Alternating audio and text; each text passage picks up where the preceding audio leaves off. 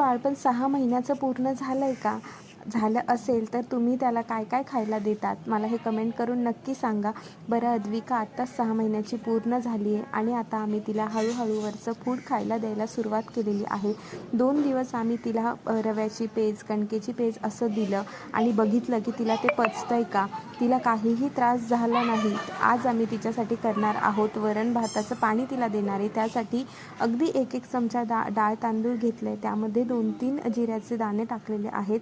त्यामुळे पोटाला त्रास होत नाही आणि बाळ जास्त खाणार नाही आहे, त्यामुळे 1-1 चमचाच आपल्याला डाळ तांदूळ घ्यायचं आहे. हे छान शिजवून घ्यायचं आहे. यामध्ये थोडासा हिंग घातला आणि हे छान गाळून घ्यायचं आहे, कारण आपल्याला भात नुसताच द्यायचा नाही आहे, तो तिला खाता येणार नाही, अजून दात आलेले नसतात.